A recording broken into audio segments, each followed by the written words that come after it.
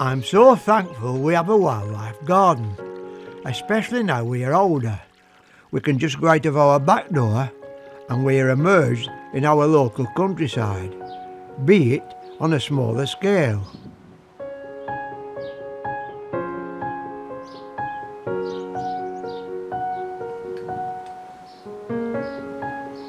It's the 26th of May and finally the long dry spell has come to an end.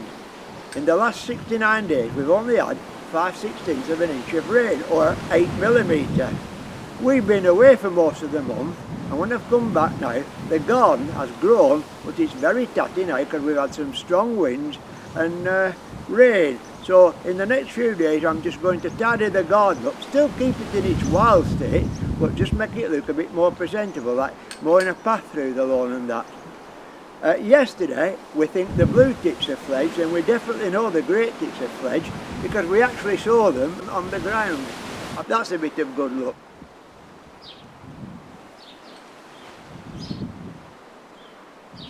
I've been trying to top my ponds up with the water butts, and it's a slow job, but I have got some more water in it because they've been extremely low.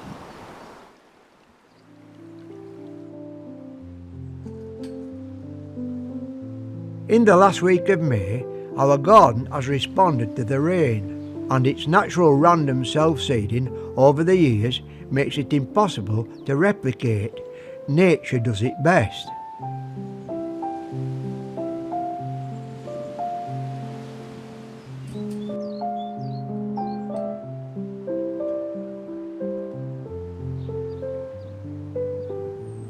My scree garden also, over the years, has done its own thing and just looked after itself.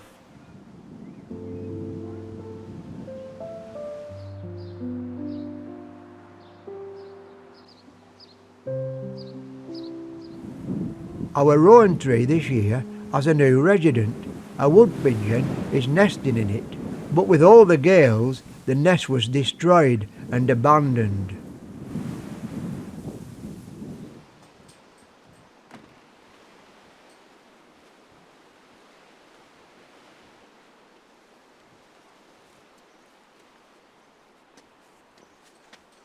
This is a time to potter in the garden, and today I noticed the blue tits were still feeding their young in the nest box and as yet hadn't fledged, but within the space of half an hour they'd all fledged and I'd missed it.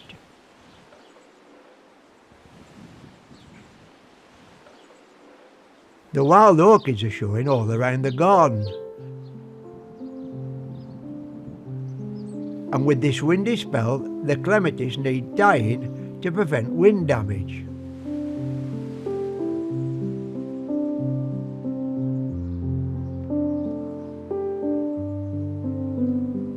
I've left part of our small lawn unmowed.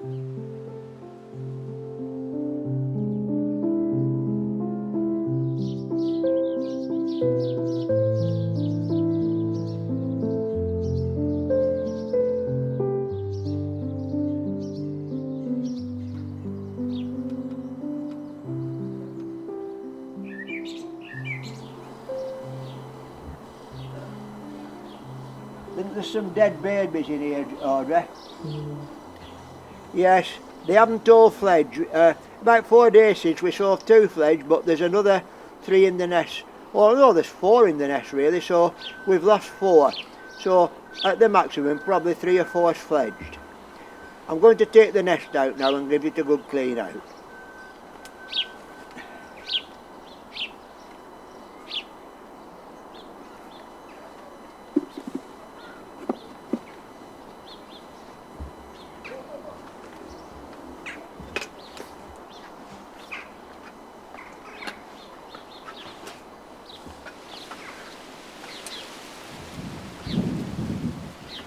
This is the blue tit nest that we put up a few years back, and yesterday morning they fledged. We didn't see them fledge, they fledged within half an hour.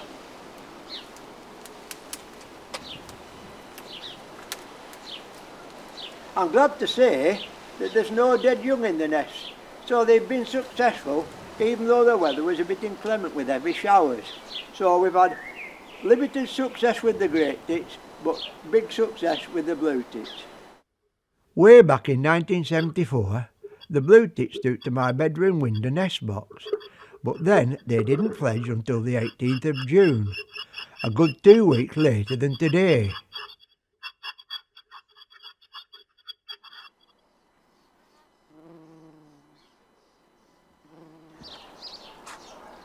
I found this large container in a skip on the avenue, so I brought it back and I filled it with some fairly poor quality compost. What I'm going to do, I'm planting a load of nasturtiums in it so it'll flood over and it'll attract the bees and the butterflies.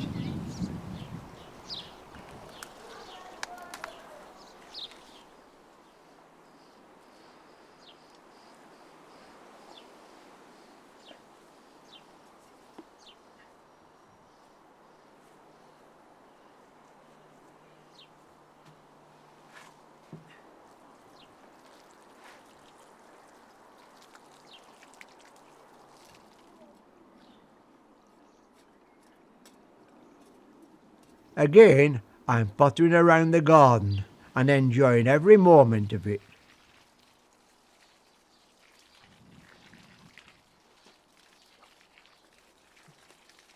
To everybody weighing up to whether to let their garden develop into a wildlife haven, just do it. The rewards far surpass the less tidy appearance of the garden.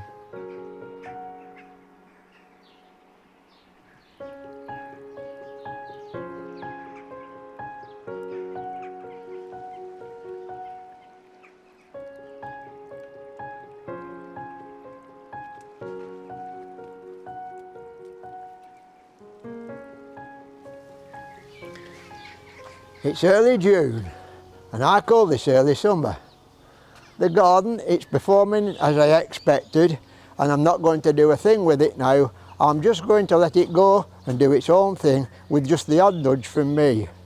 We've got the first orchids coming up around the pond and I see we've got some damselflies flying this morning. I haven't mowed part of the lawn and it's surprising now how many wildflowers are showing. In fact, there's quite a lot of yellow rattle showing. I sowed the seed a few years since and it's helping the grass to keep the coarse grasses down.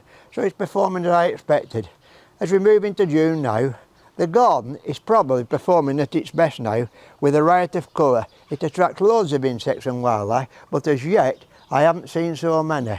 The odd butterflies flying through, so we'll just have to see now how it goes on in June if the weather keeps fairly sunny, which I don't expect it to do living up here in northern England. The screed garden at the front of our house is at its best now, with all the usual alpine flowers now in full bloom. Down here at the front of the garden I've got a rarity here. I don't know what they call it. It's very difficult to grow. In fact, will only grow in gravel, but it's performed again now for the 3rd year. It's an absolute beauty, but it doesn't actually look like an alpine plant. Overall, I'm suited with it now, and within the next 2 or 3 weeks it will just slowly go over, but there'll be still some late alpines to take its place.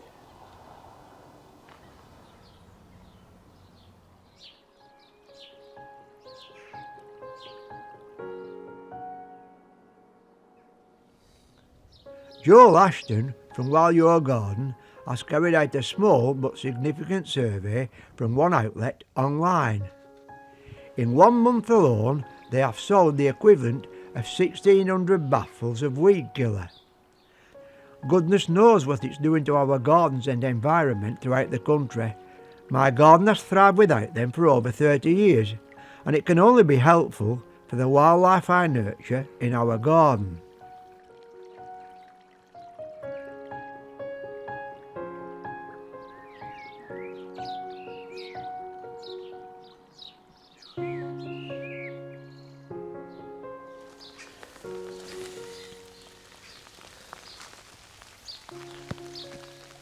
It's the 7th of June and we're into a very wet unsettled spell. The garden has its beauty in every season, and when you look round there's always something to film. But for now I'm going to end the video and come back later in the month when the weather's improved.